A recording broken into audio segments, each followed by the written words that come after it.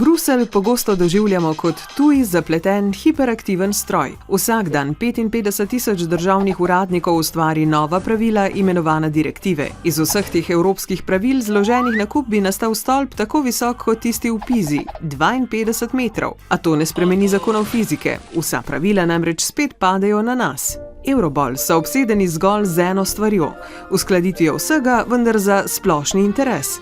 Taka standardizacija lahko nekoliko pretrese naše ustaljene navade. Navade, ki so z vidika Bruslja drugotnega pomena. Oto tudi vse govorice o togih evropskih direktivah. Ta presta, ki jo postreže ta očarljiva natakarica, na primer, po mnenju Bruslja je treba prepovedati tako to nemško poslastico, kakor tudi dekolte natakarice. Govori se tudi, da hoče Bruselj prepovedati cerkveno zvonjenje. Enako velja tudi za ta priljubljeni otroški čokoladni namaz. Evrokrati bi ga radi prepovedali. Celo ta lepa zelenjava svojo edinstveno obliko. Govori se, da jo hoče Bruselj prepovedati. Kaj pa tista v prašičerejcih, ki morajo svojim živalim dati otroške igrače, da bi se izognili ostrim kaznim? Nič od tega ne drži. A vse tudi ni laž. Oglejmo si podrobneje. Čeprav so preste lahko nevarne za zdravje, tudi za najmočnejšega človeka na svetu, in vsebujejo 15-krat več soli od priporočene dnevne količine, jih Bruselj seveda nikoli ni hotel prepovedati. Tudi zloglasni čokoladni namaz.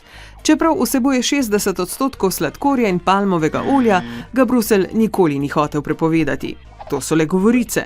Res pa je, da je komisija želela uvesti barvno označevanje hranilnih snovi na embalažah živil, da bi ponazorila razliko med zdravimi izdelki in tistimi, ki vsebujejo preveč soli ali maščob. To pa kmetijsko-živilsko industrije ni preveč navdušilo. A o lobijih kdaj drugič. Govorice o prepovedi dekolteja natakaric, to so zgolj govorice. Vse se je začelo z direktivo, ki delavcem omejuje izpostavljenost soncu. Delavci se morajo zaščititi. Prepoved cerkvenega zvonjenja ne drži.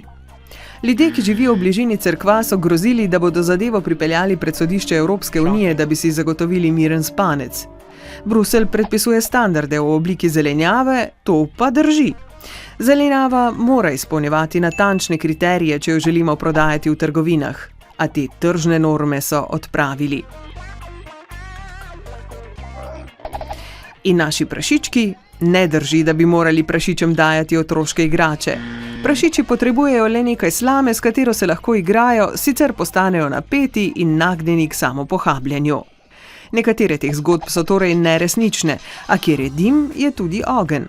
Morda pa bi se evrokrati morali posvetiti stvarem, ki so res pomembne. V našem globaliziranem svetu obstajajo namreč pomembnejše naloge kot slama za prašiče. Da bi bila Evropa koristna, se mora manj ukvarjati z malimi stvarmi, zato pa toliko več z velikimi.